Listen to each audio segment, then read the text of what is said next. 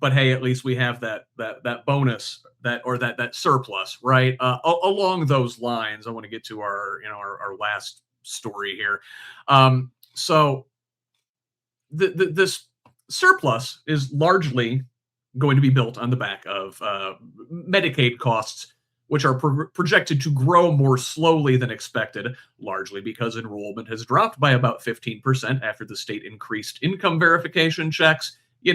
But hoops that people that probably actually need this are falling through just because it's an extra hoop to jump through. This reduced coverage mostly among healthier recipients, but not overall.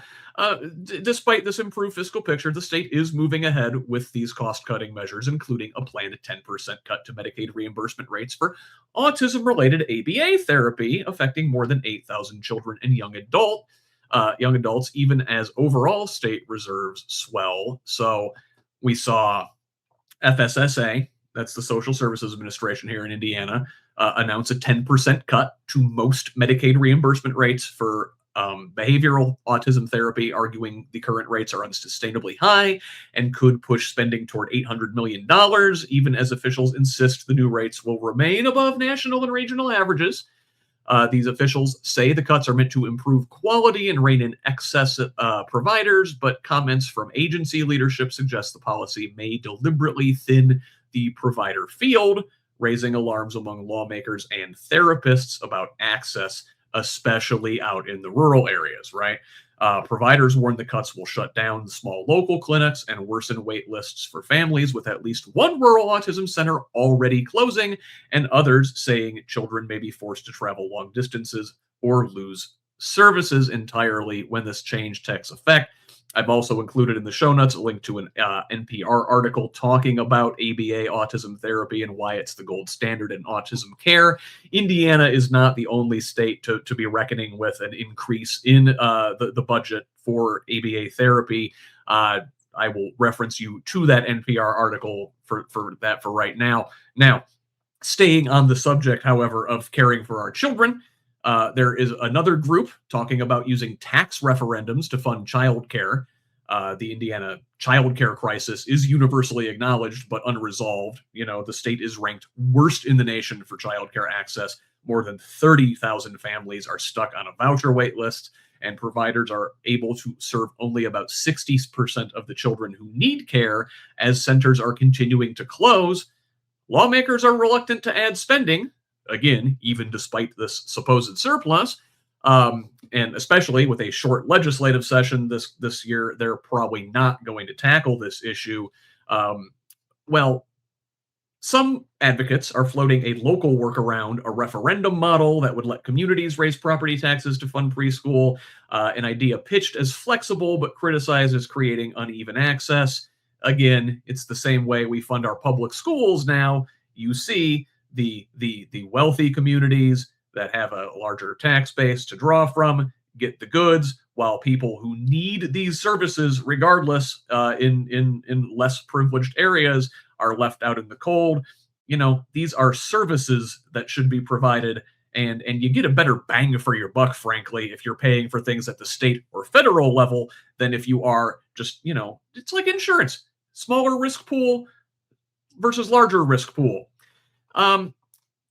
And also in education and child rearing news this week, a profile on Chalkbeat talks about the local IPS fiasco, where Joe Hogsett and a bunch of charter school monsters basically have voted to take over Indianapolis Public Schools. They're on the brink of basically being stripped of any democratic governance. This is driven by desegregation era enrollment collapse, charter expansion backed by Democrats and Republicans alike, and repeated financial blows that steadily stripped IPS of students and money and political leverage. ILEA was the name of the state-mandated group headed by Mayor Hogsett. This task force recommends replacing the elected school board with a mayor-appointed structure overseeing both IPS and charters. And, we were talking earlier in the show about Democrats that do or don't get it. One of those charter supporting Democrats in Indianapolis is Maggie Lewis, who sits on the city county council with Jesse. Well, she also sits on the board of the Mind Trust, a charter school advocacy nonprofit that is deeply involved with this whole ILEA mess. Well, Maggie Lewis is set to become the president of the city county council once again after the current president, Bob Osley, announced he will step down from leadership going into the next year. Her return to the presidency, this is not her first time, sets up renewed tension between council leadership and public school, labor, and civil rights advocates, especially as backlash grows over this proposal to take over the IPS school board. Mirror Indy, however, has a profile on IPS parents and other groups who are not giving up. They are taking this fight to the State House. Stay tuned for more on that as we go further. Only got about 12 minutes here left, so I want to make sure we get some discussion on these in, but I do want to go fast. Now, Jesse, this is your department. This is your purview.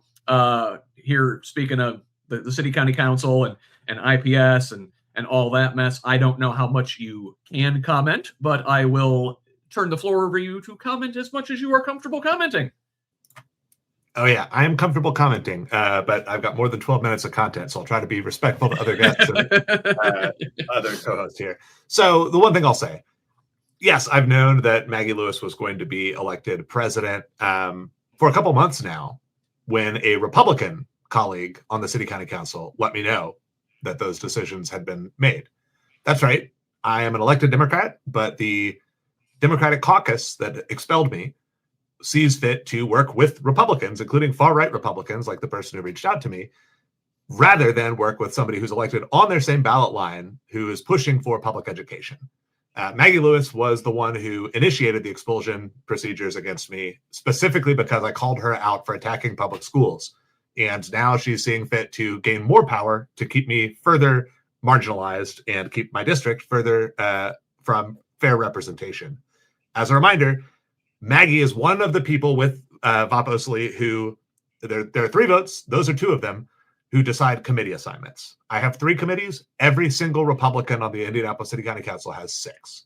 So when we had some of the trolls talking about the uniparty, that's a conspiracy theory that I actually believe in very wholeheartedly. Republicans and Democrats are working together to kill public education, to give Republicans more political power than they've actually earned through elections.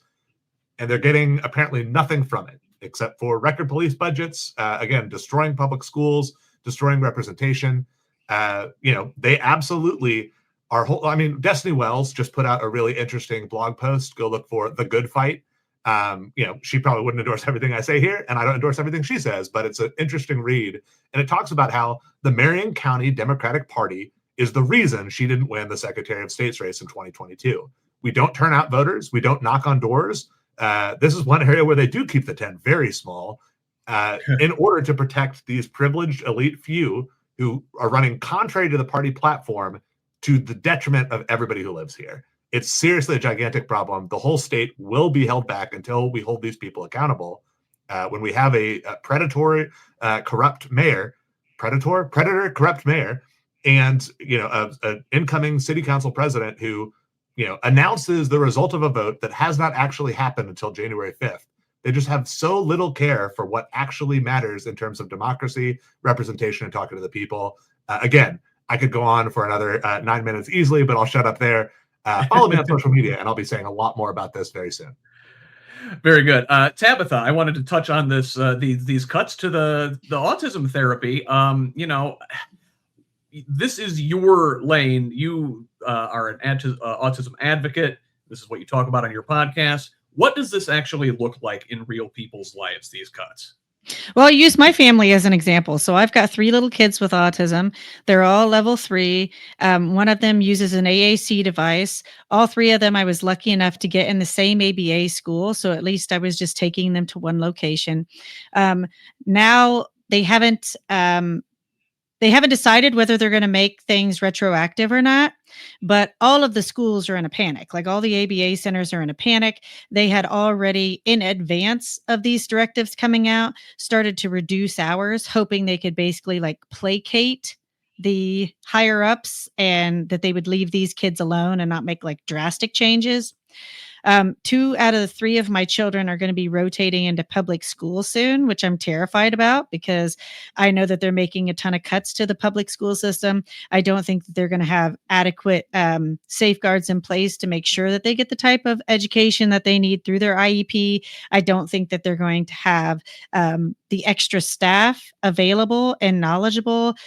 They're definitely not going to have a one-to-one. I'm not mad at the public school system for it. I recognize that they don't have what they need. But from a parent perspective, right? Like before a lot of the charter school stuff had really hit, I had already put my kids on a charter school waiting list because it was like, right, what are my options? What are good? What are bad?